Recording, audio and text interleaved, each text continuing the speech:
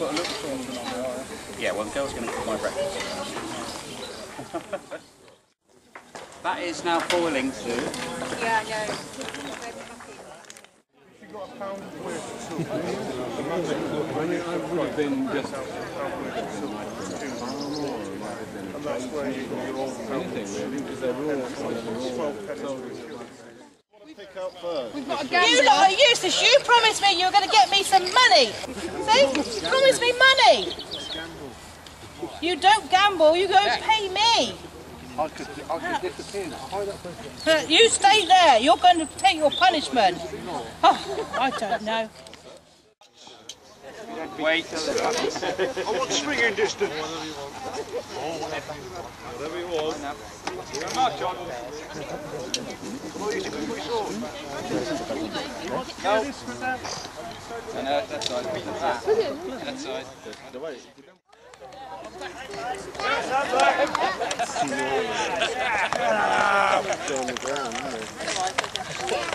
Next two will run the gauntlet twice. March on. Swap.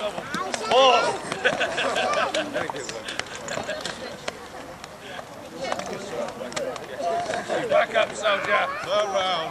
Go on, back do it again.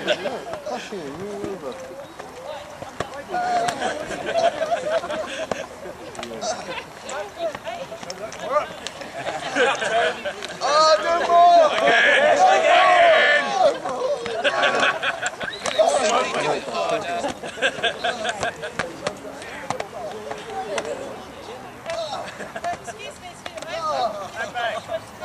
Stand back. No more. Give me a penny for your ale then. I saw you gambling, so give me a penny. This man has money. He won money. Mistress, are you saying that this man is gambling? Yes, he's been gambling. And where is he with? The young man? The pikeman behind the musketeer. He's gambling.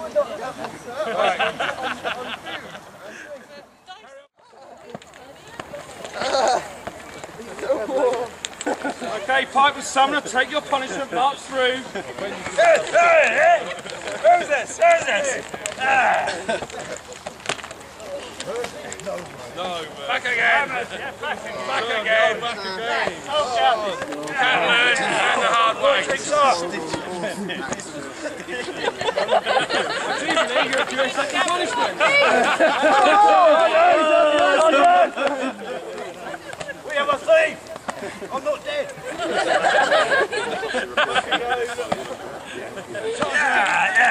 Okay, break it up.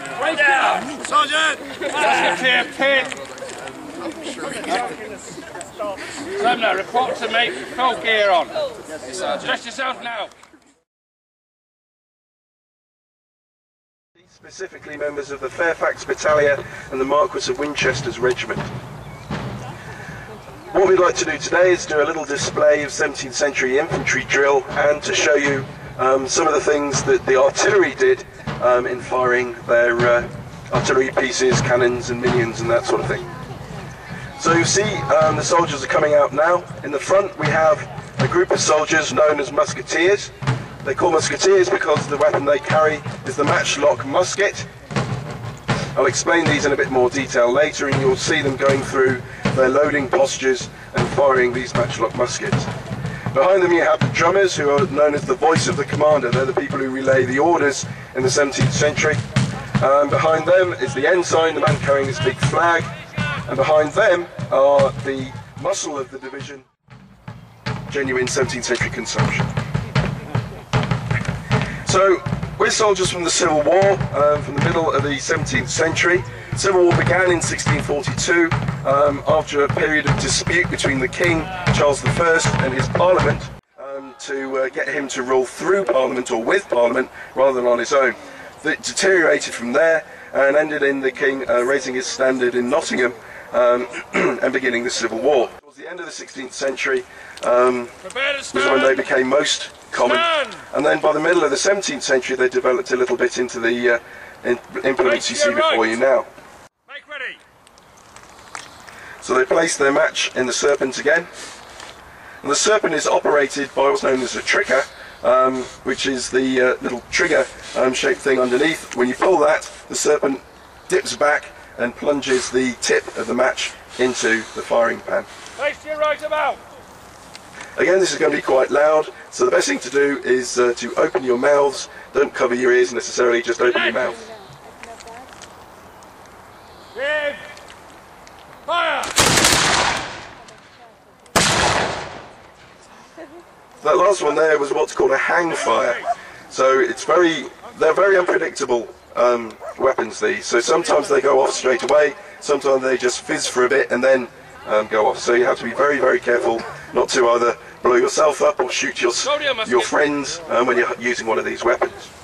Obviously they're very susceptible to rain, so if it rains then both the match gets wet and the powder gets wet as well. So battles in the 17th century were very much dependent on weather, and most campaigning in the 17th century tended to take place during the summer. It was very rare to have people moving around the country and fighting during the winter months. They're commanded by this young officer called the ensign, and the pikemen all carry what looks like a very long spear. This is a pike, it's 16 feet long, it's made of ash, and it's tipped with a metal point. It was used by Alexander the Great, and in those days it was called a sarissa. It was about 20 feet long, but by the Civil Wars it was pretty much going out of fashion, and towards the end of the Civil War, musketeers vastly outnumbered the pike in numbers. Certainly towards the beginning you had 2 musketeers to every 1 pikeman, but you had even more musketeers by the end of the Civil Wars. Pretty much the Civil War was the last time that the pike were used in any great amount. Because later in the 17th century, a cunning Frenchman came up with the idea of placing a knife down the end of the barrel of a musket and invented essentially the bayonet. Once a musketeer could act as a pikeman, then you didn't need a specialised division of pikemen. Recover to order. So they place the pike down, and they even have a specific order to pick the pike up and place it in what's known as the order position, which is where it's resting on the ground next to their feet and pointing up in the air. Advance your pike. So they now are taking it to the advanced position, which is where they're carrying it in their right hand, nestled against the shoulder, and it's actually quite easy to carry a pike in that position. Called a drake. The sizes of pieces in the 17th century were named after birds and in some cases other mammals, and it's capable of firing a 4-pound steel ball about 1,000 yards, 1,000 meters, and it uses a charge of about 8 ounces of gunpowder. This one is cut down from a full-size drake, so it's called a drake minion, and it's a copy of a piece that is still in existence in the town of Boston in Lincolnshire, left over from the Civil War. The drill that they use is very similar to the musket drill that you've seen before, and they'll work through that more slowly when they fired the first round.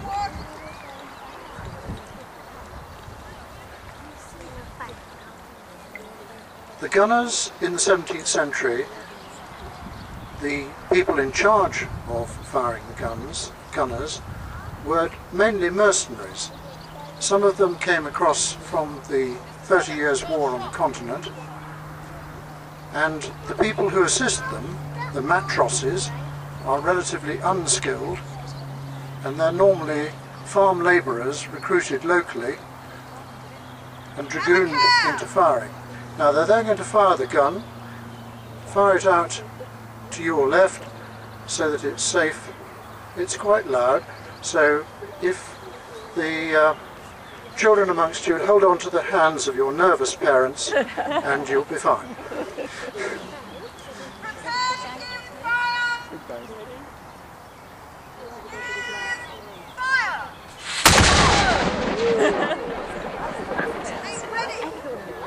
Now, as you'll see, they'll now go through the drill. That will be used to fire the gun. Right. Next gun fire going now.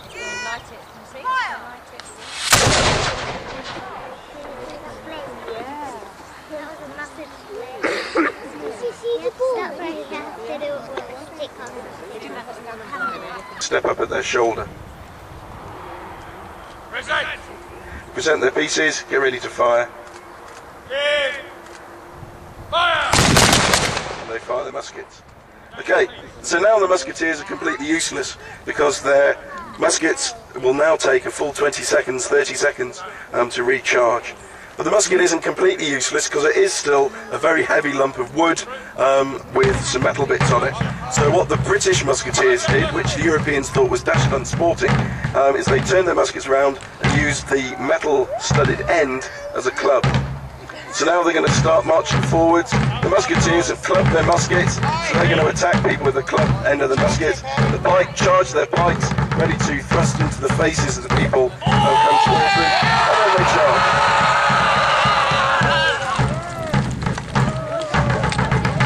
So you imagine that would be quite a scary effect if you were having several hundred of these charging at you, aiming those at your faces. Okay, so now they play the call, beat the call so that they all